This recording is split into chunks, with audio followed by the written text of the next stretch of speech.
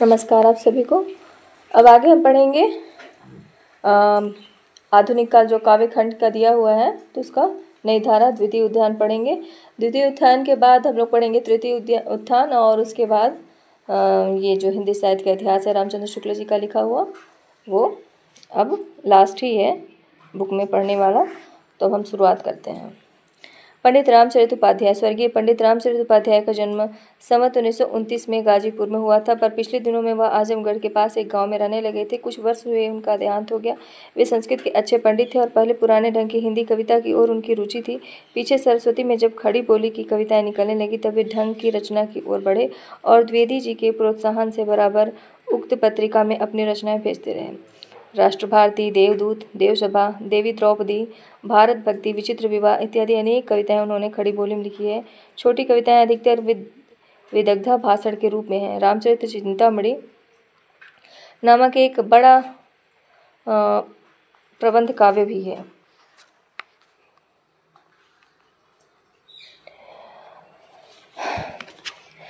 प्रबंध काव्य भी उन्होंने लिखा है जिसके कई एक प्रसंग बहुत सुंदर बन पड़े हैं, जैसे अंगद रावण संवाद। भाषा उनकी साफ होती थी और वैदग्ध्य के साथ चलती थी। अंगद रावण संवाद की पंक्तियां देखते हैं हम लोग।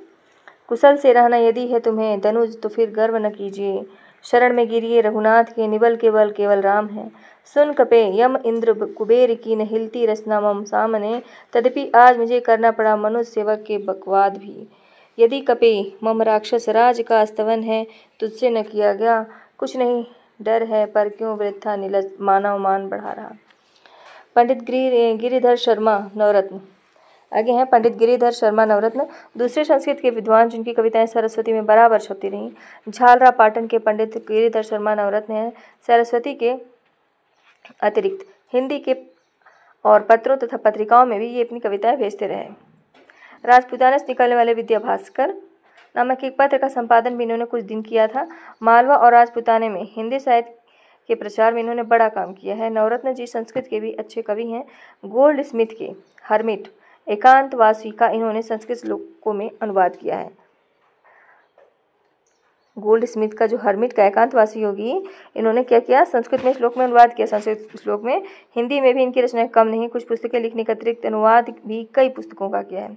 रविन्द्रनाथ टैगोर की जो गीतांजलि है, रविंद्र बाबू की गीतांजलि का हिंदी पद्यों में इनका अनुवाद पहले निकला था। माघ के शिशुपाल वध के 2 सर्गों का अनुवाद हिंदी माघ के नाम से, शिशुपाल वध का क्या लिखे हिंदी माघ के नाम से उन्होंने संवत 1985 में किया। पहले ये ब्रजभाषा के कवित्व आदि रचते थे जिनमें कहीं कहीं खड़ी बोली का भी आभास रहता था। शुद्ध खड़ी बोली के कुछ कवित्व इसमें इनके मिलते हैं। सरस्वती में प्रकाशित इनकी कविताएं अधिकतर इतिवृत्तात्मक या गद्यवत हैं, जैसे मैं जो नया ग्रंथ विलोकता हूँ, भाता मुझे सो नव मित्र सा है, देखूं उसे नित बार बार मानो मिला मित्र मुझे पुराना। ब्राह्मण तजो पुस्तक प्रेम आप देख देता अभी हूँ यह राज्य सारा, कहें मुझे यदि यूं चक्रवर्ती ऐसा न राजन कहिए कहूँ मैं।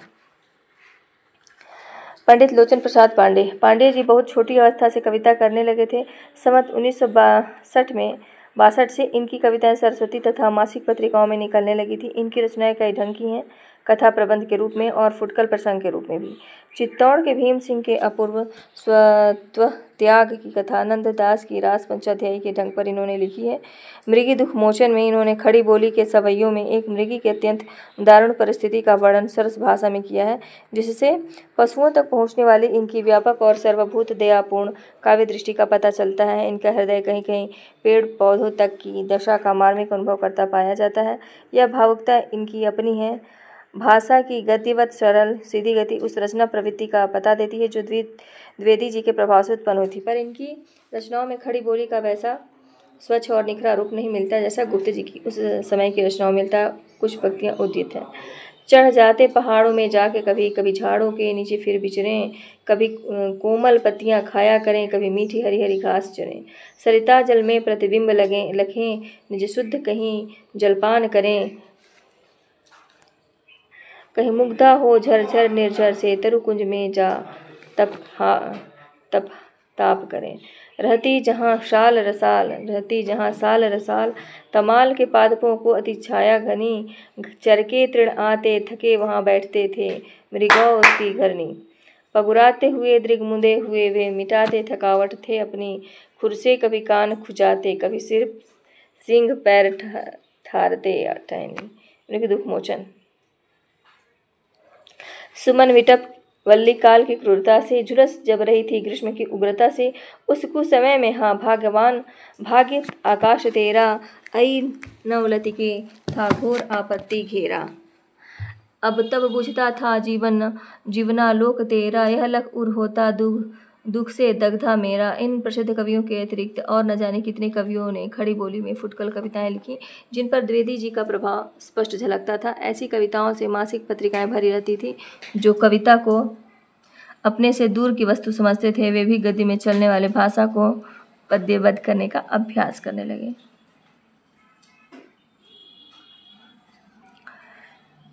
उनकी रचनाएं बराबर प्रकाशित होने लगी। उनके संबंध में यह स्पष्ट समझ रखना चाहिए कि वे अधिकतर इतिवृत्तात्मक गद्य निबंध के रूप में होती थी। फल इसका यह हुआ कि काव्य प्रेमियों को उसमें काव्यत्व नहीं दिखाई पड़ता और वे खड़ी बोली की अधिकांश कविता को तुकबंदी मात्र समझने लगे थे। आगे चलकर तृतीय उत्थान में इस परिस्थिति के विरुद्ध गहरा रिएक्शन हुआ। यहाँ तक तो उन कवियों का उल्लेख हुआ जिन्होंने द्विवेदी जी के प्रोत्साहन से अथवा उनके आदर्श के अनुकूल रचनाएं की, पर इस द्वितीय उत्थान के भीतर अनेक ऐसे कवि भी बराबर अपनी वाग्धारा बहाते रहे जो अपना स्वतंत्र मार्ग पहले से निकाल चुके थे और जिन पर द्विवेदी जी का कोई विशेष प्रभाव नहीं था।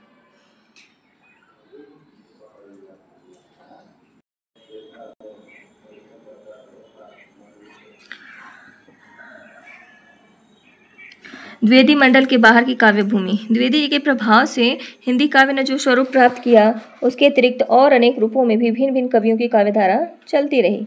कई एक बहुत अच्छे कवि अपने ढंग पर सरस और भावपूर्ण कविता करते रहे, जिनमें मुख्य राय देवी प्रसाद पूर्ण, पंडित नाथूराम शंकर शर्मा, पंडित गया प्रसाद शुक्ल स्नेही, पंडित सत्यनारायण कविरत्न, लाला भगवान दीन, पंडित राम नरेश त्रिपाठी, पंडित रूपनारायण पांडे हैं। इन कवियों में से अधिकांश तो दो रंगी कवि हैं, जो ब्रजभाषा में तो श्रृंगार, वीर, भक्ति आदि की पुरानी परिपाटी की कवित्त सवैयों या गेय पदों में करते आते थे और खड़ी बोली में नूतन विषयों को लेकर चलते थे। बात यह थी कि खड़ी बोली का प्रचार बराबर बढ़ता दिखाई पड़ता था और काव्य के प्रवाह के लिए कुछ नई नई भूमियाँ भी दिखाई पड़ती थी। देश दशा, समाज दशा, स्वदेश प्रेम, आचरण संबंधी उपदेश आदि ही तक नई धारा की कविता न रहकर जीवन के कुछ और पक्षों की ओर भी बढ़ी, पर गहराई के साथ नहीं। त्याग, वीरता, उदारता, सहिष्णुता इत्यादि का अनेक पौराणिक और ऐतिहासिक प्रसंग पद्यबद्ध हुए, जिनके बीच बीच में जन्मभूमि प्रेम, स्वजाति गौरव, आत्मसम्मान की व्यंजना करने वाले जोशीले भाषण रखे गए। जीवन की गूढ़, मार्मिक या रमणीय प्रवृत्ति नहीं दिखाई पड़ी। पंडित राम नरेश त्रिपाठी ने कुछ ध्यान कल्पित प्रबंध की ओर दिया। दार्शनिकता का पुट राय देवी प्रसाद पूर्ण की रचनाओं में कहीं कहीं दिखाई पड़ता है, पर किसी दार्शनिक तथ्य को हृदयग्राह्य रसात्मक रूप देने का प्रयास उनमें नहीं पाया जाता।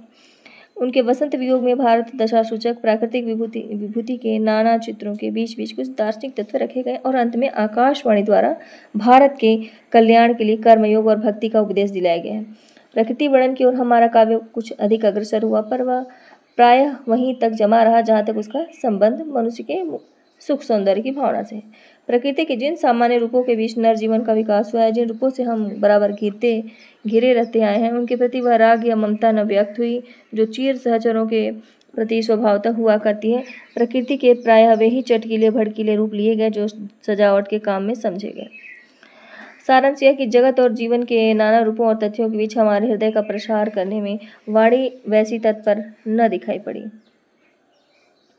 राय देवी प्रसाद पूर्ण जी का उल्लेख पुरानी धारा के भीतर हो चुका है। वे ब्रजभाषा काव्य परंपरा के बहुत ही प्रौढ़ कवि थे और जब तक जीवित रहे अपने रसिक समाज द्वारा उस परंपरा की पूरी चहल पहल बनाए रहे। उक्त समाज की ओर से रसिक वाटिका नाम की एक पत्रिका निकली थी जिसमें उस समय के प्रायः सब ब्रजभाषा कवियों की सुंदर रचनाएं छपती थीं। जब संवत 1977 में पूर्ण जी का देहावसान हुआ उस समय उक्त समाज निर्वलंब सा हो गया और रसिक समाजी हवे चकोर चहु और हैरे कविता को पूर्ण कला निधि किते गयो रत्नेश। पूर्ण जी सनातन धर्म के बड़े उत्साही अनुयायी तथा अध्ययनशील व्यक्ति थे। उपनिषद और वेदांत में उनकी अच्छी गति थी। सभा समाजों के प्रति उनका बहुत उत्साह रहता था और उसके अधिवेशनों में वे अवश्य कोई न कोई कविता पढ़ते थे। देश में चलने वाले आंदोलनों जैसे स्वदेशी को भी उनकी वाणी प्रतिध्वनित करती थी। भारतेंदु प्रेमघन आदि प्रथम उत्थान के कवियों के समान पूर्ण जी में भी देशभक्ति और राजभक्ति का समन्वय पाया जाता है। बात यह है कि उस समय तक देश के राजनीतिक प्रयत्नों में अवरोध या विरोध का बल नहीं आया था और लोगों की पूरी तरह धाड़क नहीं खुली थी। अतः उनकी रचना में यदि एक ओर स्वदेशी का देशभक्तिपूर्ण पद मिले और दूसरी ओर सन 1911 वाले दिल्ली दरबार के हाट बाट का वर्णन तो आश्चर्य न करना चाहिए।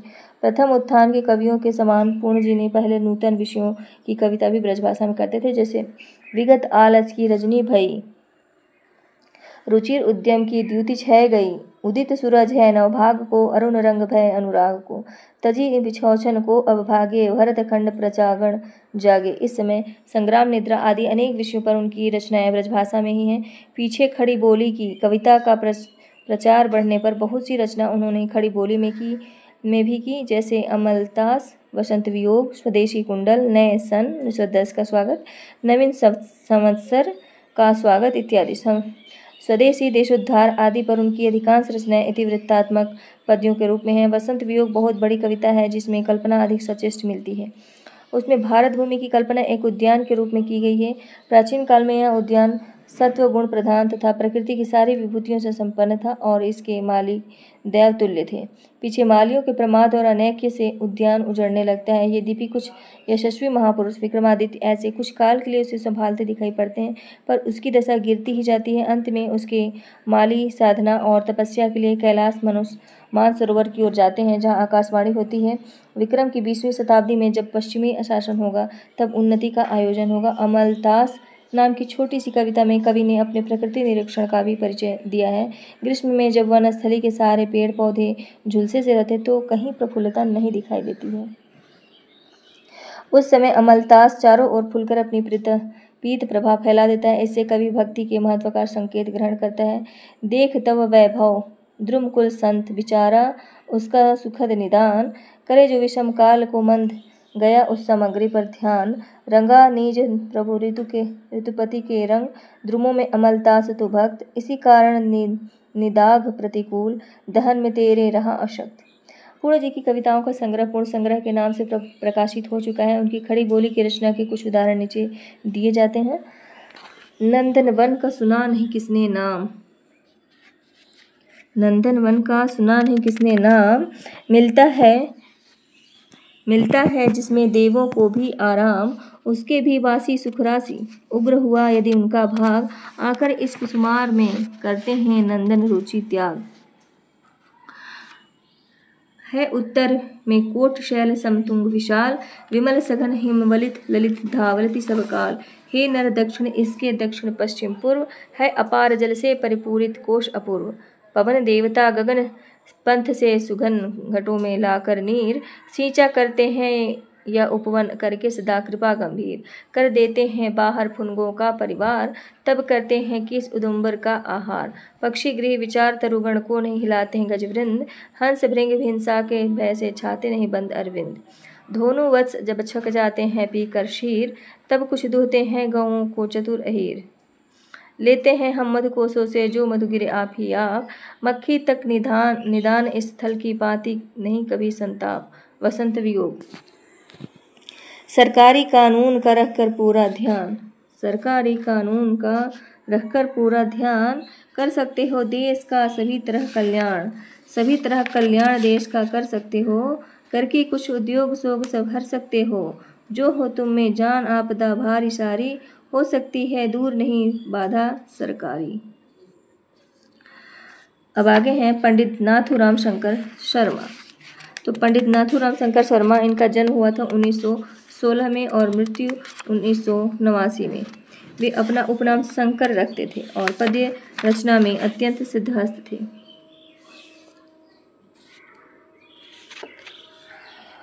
पंडित प्रताप नारायण मिश्र के वे साथियों में थे और उस समय वे के कवि समाजों में बराबर कविता पढ़ा करते थे। समस्या पूर्ति वे बड़ी ही सटीक और सुंदर करते थे, जिनसे उनका चारों ओर पदक, पगड़ी, दुशाले आदि से सत्कार होता था।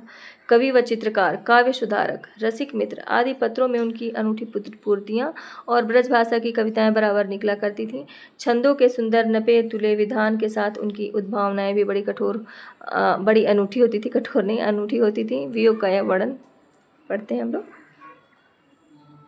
शंकर नदी नद नदीसन के नीरन की, भाप बन अंबर ते ऊंची चढ़ जाएगी।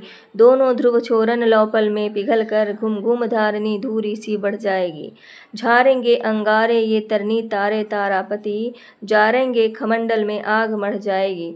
काहू विधि विधि की बनावट बचेगी नाही, जो पैवा वियोगिनी की आह कड़ जाएगी। पीछे खड़ी बोली का प्रचार होने पर वे उसमें बहुत अच्छी रचना करने लगे। उनकी पदावली कुछ उद्दंडता लिए होती थी। इसका कारण यह है कि उनका संबंध आर्य समाज से रहा, जिसमें अंधविश्वास और सामाजिक कुरीतियों के उग्र विरोध की प्रवृत्ति बहुत दिनों तक जागृत रही।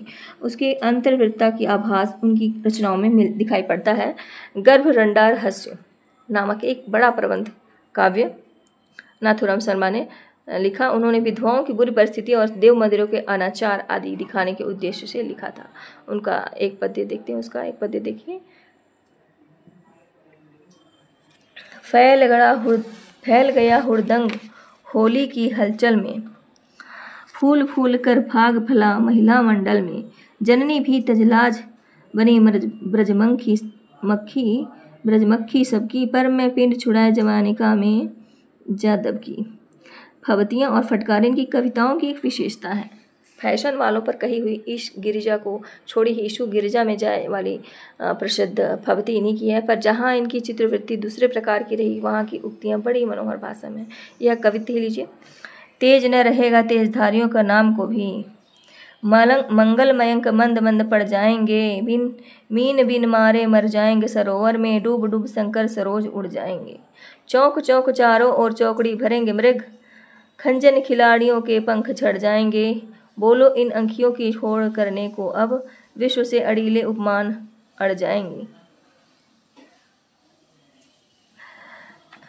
अब हैं पंडित गया प्रसाद शुक्ल स्नेही। ये हिंदी के एक बड़े भावुक और सरस हृदय कवि हैं। ये पुरानी और नई दोनों चाल की कविताएं लिखते हैं। इनकी बहुत सी कविताएं त्रिशूल के नाम से निकलती हैं। पंडित उर्दू कविता इनकी बहुत अच्छी है। इनकी पुरानी ढंग की कविताएं रसिक मिश्र, काव्य सुधानिधि और साहित्य सरोवर आदि में बराबर निकलती रहीं। पीछे इनकी प्रवृत्ति खड़ी बोली की ओर हुई। इनकी 3 पुस्तकें प्रकाशित हैं, प्रेम पचीसी, कुसुमांजलि, कृषक क्रंदन। इस मैदान में इन्होंने अच्छी सफलता पाई। एक पद्य नीचे दिया जाता है।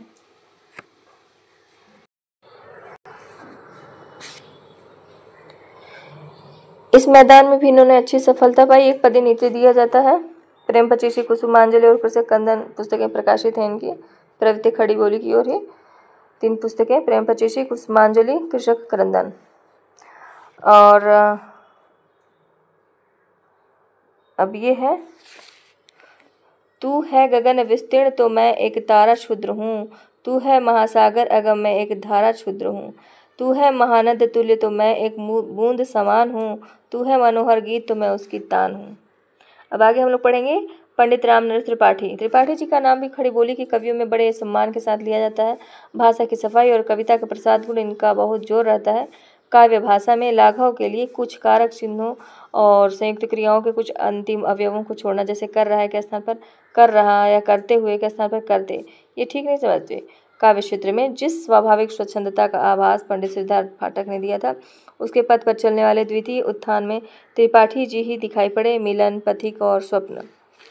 ये रामनरेश त्रिपाठी का। ये जो इनके तीनों खंड काव्यों में इनकी कल्पना ऐसे मर्म पथ पर चलती है जिस पर मनुष्य मात्र का हृदय स्वभावतः ढलता आया है।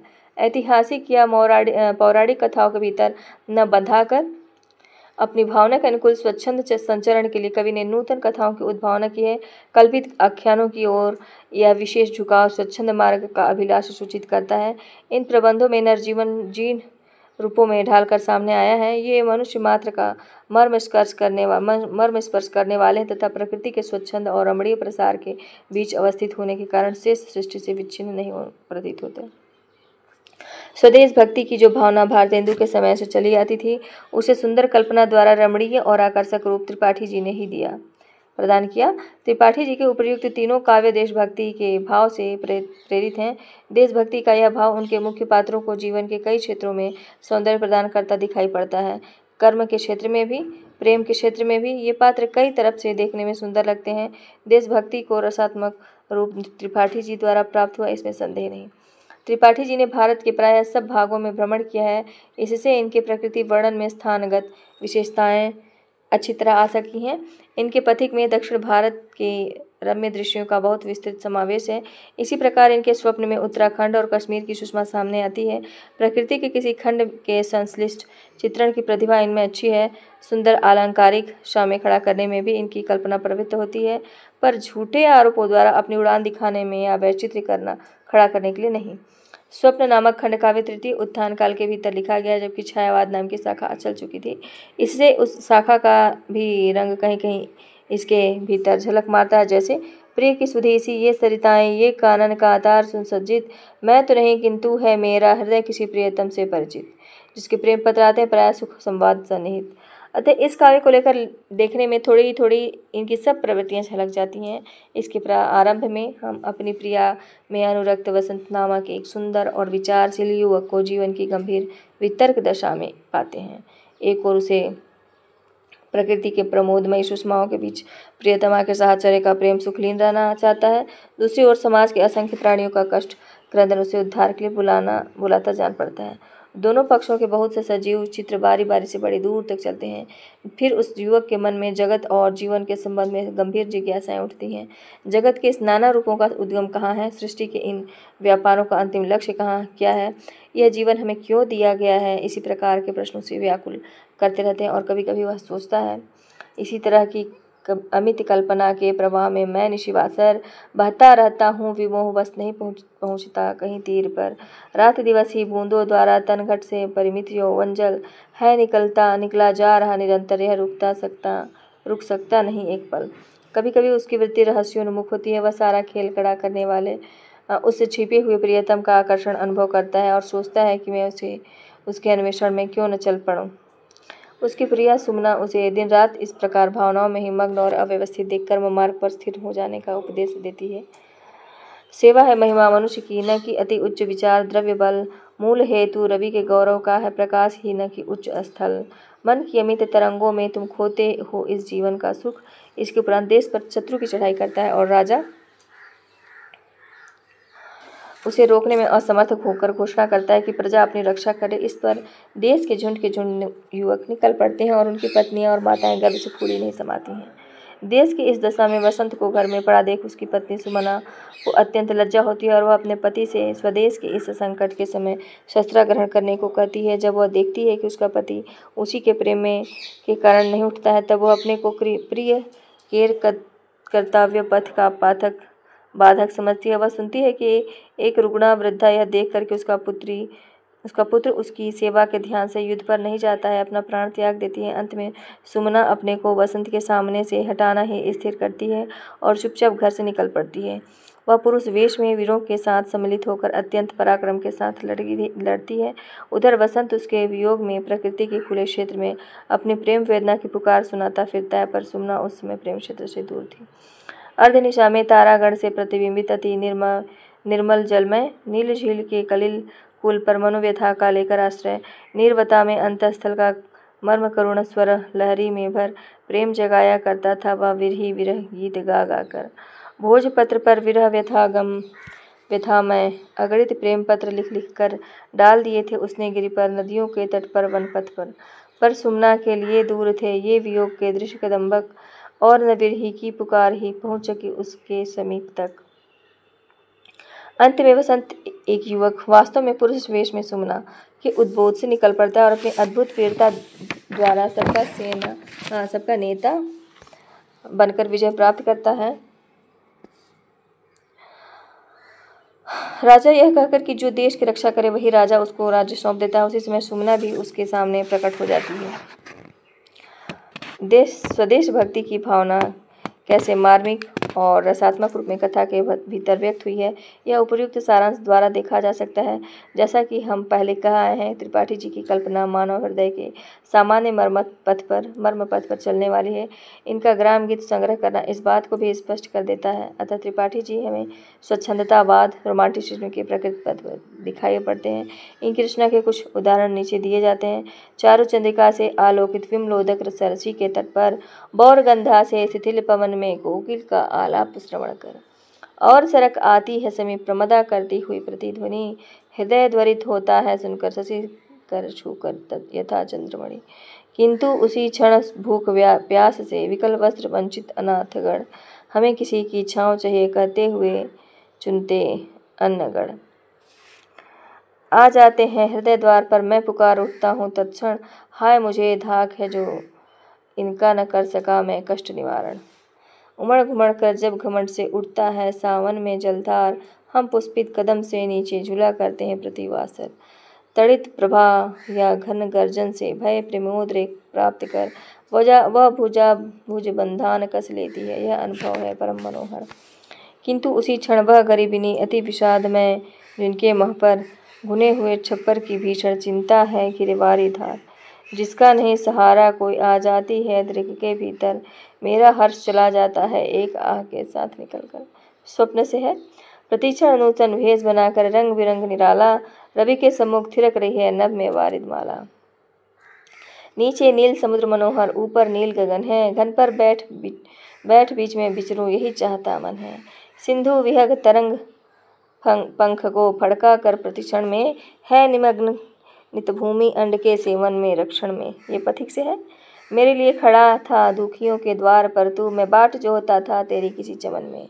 बनकर किसी के आंसू मेरे लिए बहा तू, मैं देखता तुझे माशूक के वदन में। फुटकल। स्वर्गीय लाला भगवान दीन जी के जीवन का प्रारंभिक काल उस बुंदेलखंड में व्यतीत हुआ था जहाँ देश की परंपरागत पुरानी संस्कृति अभी बहुत कुछ बनी हुई है। उनकी रहन सहन बहुत सादी और उनका हृदय सरल और कोमल था। उन्होंने हिंदी की पुराने काव्यों का नियमित रूप में अध्ययन किया था। इससे वे ऐसे लोगों से कुड़ते थे जो परंपरागत हिंदी साहित्य की कुछ जानकारी प्राप्त किए बिना केवल थोड़ी सी अंग्रेजी शिक्षा के बल पर हिंदी कविताएं लिखने लग जाते थे। बुंदेलखंड में शिक्षित वर्ग के बीच और सर्वसाधारण में भी हिंदी कविता का सामान्य रूप चला आ रहा है। ऋतुओं के अनुसार जो त्योहार और उत्सव रखे गए हैं, उनके आगमन पर वहाँ लोगों में अब भी प्रायः वही उमंग दिखाई देती है। विदेशी संस्कारों के कारण वह मारी नहीं गई है। लाला साहब वही उमंग भरा हृदय लेकर छतरपुर से काशी आ रहे। हिंदी शब्द सागरों के संपादक में वे भी थे। पीछे हिंदू विश्वविद्यालय में हिंदी के अध्यापक हुए। हिंदी साहित्य की व्यवस्थित रूप से शिक्षा देने के लिए काशी में उन्होंने एक साहित्य विद्यालय खोला जो उन्हीं के नाम से अब तक बहुत अच्छे ढंग से चला आ रहा है। कविता में वे अपना उपनाम दीन रखते थे, मतलब स्वर्गीय लाला भगवान दीन। लाला जी का जन्म संवत 1924 अगस्त 1866 और मृत्यु 1987 जुलाई 1930 में हुई। पहले वे ब्रजभाषा में पुराने ढंग की कविता करते थे। पीछे लक्ष्मी के संपादक हो जाने पर खड़ी बोली की कविताएं लिखने लगे। खड़ी बोली में उन्होंने वीरों के चरित्र लेकर बोलचाल की कड़कड़ाती भाषा में जोशीली रचना की है। खड़ी बोली की कविताओं का तर्ज उन्होंने प्रायः मुंशियाना ही रखा था। बद्य या छंद भी उर्दू के रखते थे और भाषा में चलते अरबी या फारसी शब्द भी लाते थे। इस ढंग से उनके 3 काव्य निकले हैं: वीर छत्राणी, वीर बालक, वीर पंचरत्न। वीर छत्राणी, वीर बालक और वीर पंचरत्न लाला जी पुराने हिंदी काव्य और साहित्य के अच्छे मर्मज्ञ थे। बहुत से प्राचीन काव्यों की नए ढंग की टीकाएं करके उन्होंने अध्ययन के अभिलाषियों का बड़ा उपकार किया है। रामचंद्रिका, कवि प्रिया, दुहावली, कवितावली, बिहारी सत्से आदि की इनकी टीकाओं ने विद्यार्थियों के लिए अच्छा मार्ग खोल दिया। भक्ति और श्रृंगार की पुराने ढंग की कविताओं में उक्ति चमत्कार वे अच्छा लाते थे। उनकी कविताओं के दोनों तरफ के नमूने नीचे देखिए। सुनी सुनी कौशिकते साप को हवाल सब, बाढ़ी चित करुणा की अजब उमंग है। पदरज डारी करे पाप सब छारी, करी नवल सुनारी दियो दामहु उतंग है। दीन भनय ताहि लाखी जात पति लोक, और उपमा अभूत को सुझानो नयो ढंग है। कौतुक निधान राम रज की बनायो रज्जू, पद ते उड़ाई ऋषिपतिनी पतंग है। वीरों की सुमाताओं का यश जो नहीं गाता, वह व्यर्थ सुकवि होने का अभिमान जनाता। जो वीर श्रेयस गाने में है ढील दिखाता, वह देश के वीरत्व का मान घटाता। सब वीर किया करते हैं सम्मान कलम का, वीरों का श्रेयस गान है अभिमान कलम का। इनकी फुटकल कविताओं का संग्रह नवीन बीन या नदी में दीन में है। आगे पढ़ते हैं। 13 नंबर पे है पंडित रूप नारायण पांडे।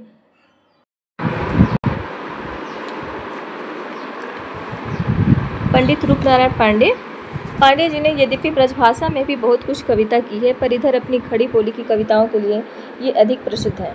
उन्होंने बहुत उपयुक्त विषय कविता के लिए चुने हैं और उनमें पूरी रसात्मकता लाने में समर्थ हुए हैं। इनके विषय के चुनाव में भी भावुकता टपकती है, जैसे दलित कुसुम, वन विहंगम, आश्वासन। इनकी कविताओं का संग्रह पराग के नाम से प्रकाशित हो चुका है। रूपनारायण पांडे ने कविताओं का संग्रह पराग के नाम से ये प्रकाशित हो चुका है। उनका जो कविताओं का संग्रह था पराग के नाम से प्रकाशित हुआ है। पांडे जी रूपनारायण पांडे जी वन विहंगम नाम की कविता में हृदय की विशालता और सरसता का बहुत अच्छा परिचय मिलता है। दलित कुसुम की अन्योक्ति भी बड़ी हृदय ग्राहणी है। संस्कृत और हिंदी दोनों के छंदों में खड़ी बोली इन्होंने बड़ी सुघड़ाई से ढाला है। यहाँ स्थाना भाव से हम दो ही पद उद्धृत कर सकते हैं। अहम अधम आंधी आ गई तू कहाँ से, प्रलय घन घटा सी छा गई तू कहाँ से। परम दुख सुख तूने हा न देखा न भाला, कुसुम अधा खिला ही हाय यूँ तोड़ डाला। वन बीच फंसे थे ममत्व में एक कपोत कपोती नहीं, दिन रात न एक को दूसरा छोड़ता, ऐसे मिले दोनों वही। बढ़ने लगा नित्य नया नई नई कामना होती रही, कहने का प्रयोजन है इतना उनके सुख की रही सीमा नहीं। 14 नंबर पे है पंडित सत्यनारायण कविरत्न। तो पंडित सत्यनारायण कविरत्न खड़ी बोली की खरखराहट, जो तब तक बहुत कुछ बनी हुई थी, के बीच वियोगी हरि के समान स्वर्गीय पंडित सत्यनारायण कविरत्न जन्म संवत 1936 मृत्यु 1975 भी व्रज की मधुरवाणी जो है सुनाते रहे। रीतिकाल के कवियों की परंपरा पर न चलकर वे या तो भक्ति काल के कृष्ण भक्त कवियों के ढंग पर चले हैं, अथवा भारतेंदु काल की नूतन कविता की प्रणाली पर। ब्रजभूमि, ब्रजभाषा और ब्रजपति का प्रेम उनके हृदय की संपत्ति थी। सत्यनारायण कविरत्न जी की ब्रज के अतीत दृश्य उनकी आंखों में फिरा करते थे। इंदौर के पहले साहित्य सम्मेलन के अवसर पर ये मुझे वहाँ मिले थे। साहित्य सम्मेलन के अवसर पे वहाँ की अत्यंत काली मिट्टी देख वे बोले, या माटी को तो हमारे कन्हैया न खाते। अंग्रेजी की शिक्षा पाकर भी उन्होंने अपनी चाल ढाल ब्रजमंडल के ग्रामीण भले मानसों की ही रखी। धोती, बंगलबंदी और दुपट्टा, सिर पर एक गोल टोपी, यही उनका वेश रहता था। ये बाहर जैसे सरल और सादे थे, भीतर भी वैसे ही थे। सादापन दिखावे के लिए धारण किया हुआ नहीं था। स्वभावतः है यह बात उन्हें देखते ही रहे और उनकी बातें सुनते ही प्रकट हो जाती थी। बाल्यकाल से लेकर जीवन पर्यंत वे आगरा के 1.5 कोस पर ताजगंज के पास धाधुर गांव में ही रहे। उनका जीवन क्या था? जीवन की विषमता का एक छांटा हुआ दृष्टांत था। उनका जन्म और बाल्यकाल, विवाह और गृहस्थ सब एक दुख भरी कहानी के संबद्ध खंड थे। वे थे ब्रज माधुरी में पगे जीव। उनकी पत्नी थी आर्य समाज के तीखेपन में पली महिला। इस विषमता की विरसता बढ़ती ही गई और थोड़े ही अवस्था में कविरत्न जी की जीवन यात्रा जो है समाप्त हो गई। ब्रजभाषा की कविताएं वे छात्रावास से ही लिखने लगे थे। छात्रावस्था से ही लिखने लगे थे। वसंतागमन, वसंत जो ऋतु होती है उसके आगमन पर वर्षा के दिनों में वे रसीय आदि ग्राम गीत अपढ़ ग्रामीणों से मिल करके निसंकोच गाते थे। उन लोगों के साथ मिलकर सवैया पढ़ने का ढंग उनका ऐसा आकर्षक था कि सुनने वाले मुग्ध हो जाते थे। जीवन की घोर विषमताओं के बीच वे प्रसन्न और हंसमुख दिखाई देते थे। उनके लिए उनका जीवन ही एक काव्य था। अतः जो बातें प्रत्यक्ष उनके सामने आती थी उन्हें काव्य का रूप रंग देते उन्हें देर नहीं लगती थी। मित्रों के पास वे प्रायः पत्र लिखा करते थे, जिनमें कभी कभी उनके स्वभाव की झलक भी रहती थी, जैसे स्वर्गीय पद्म सिंह के पास भेजी हुई इस कविता में। जो मोसो हंसी मिले होत मैं तासु निरंतर चेरो, बस गुण ही गुण निरखत तिह मति सरल प्रकृति को प्रेरो। यह स्वभाव को रोग जानिए मेरो बस कछु नाही, नीत नव निकल रहत याही सो सहृदय विचुरन माही। सदा दारुयो सित सम बेबस आज्ञा मुदित प्रमाणे, पोरो सत्यग्राम को वासी कहा तकल्लुफ जाने।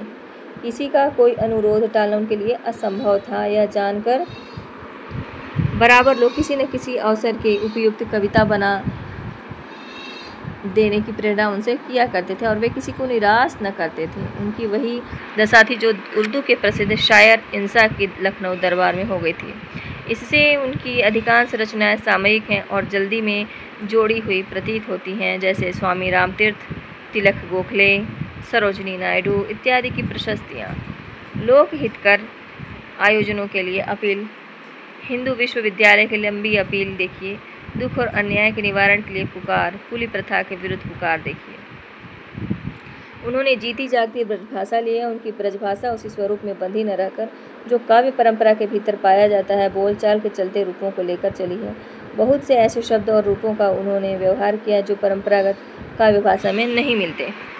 उत्तर रामचरित और मालती माधव के अनुवादों में श्लोकों के स्थान पर उन्होंने बड़े मधुर सवैये रखे हैं। मैकाले के अंग्रेजी खंड काव्य होरेशस का पद्यबद्ध अनुवाद उन्होंने बहुत पहले किया था। कविरत्न जी की बड़ी कविताओं में प्रेमकली और भ्रमरदूत विशेष उल्लेख योग्य हैं। भ्रमरदूत में यशोदा ने द्वारका में जा बसे हुए कृष्ण के पास संदेश भेजा है। उसकी रचना नंददास के भ्रमर गीत के ढंग पर की गई, पर अंत में देश की वर्तमान दशा और अपनी दशा का भी हल्का सा आभास कवि ने दिया है। सत्यनारायण जी की रचना के कुछ नमूने देखिए। अलबेली कहो बेली द्रुमन सो लिपटी सुहाई, धाये धाये पातन की अनुपम कमनाई। चातक सुख कोयल ललित बोलत मधुरे बोल, कूकी कूकी के की कलित कुंजन करत कलोल। निरखी घन की घटा लखी व सुषमा जाल लाल दिज बिन नंदरानी। हरि सुधी उमड़ी उमड़ी उमड़ी घुमड़ी तन उर्क अति गुलानी। सुधी बुद्धि तजी माधव पकड़ी करी करी सोच अपार, दृग्जल मिसमान हूँ निकरी वही बिरह की धार। कृष्ण रटना लगी कौन भेजो दूत पूत सो बिथा सुनावें, बातन में बहराई जाए ताको यह लावें। त्यागी मधुपुरी की गयो छाड़ी सबन के साथ, सात समुंदर पे भयो दूर द्वारका नाथ। जाएगो कहाँ जाएगो उहाँ, मतलब जाएगो को उहाँ। नित नव परत अकाल काल को चलत चक्र चहूँ, जीवन को आनंद न देखियो जात यहाँ कहूँ। बढ़ियो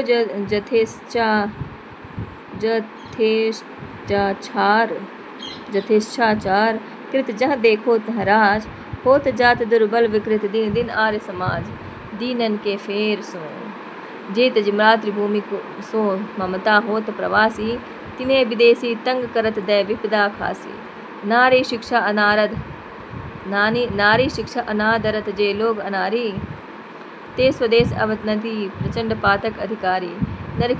निरखी हाल मेरो प्रथम लेहु समुझी सब कोई, विद्या बल लही मति परम अबला सबला होई। लखों अजमाई के भ्रमरदूत से है, भयो क्यों अनचाहत को संग, सब जग के तुम दीपक मोहन प्रेमी हम हूँ पतंग। लखी तब दीपति देह शिखा में नीरत बिरह लागी, किचती आप सो आप उतहिया कैसी ऐसी प्रकृति अभागी।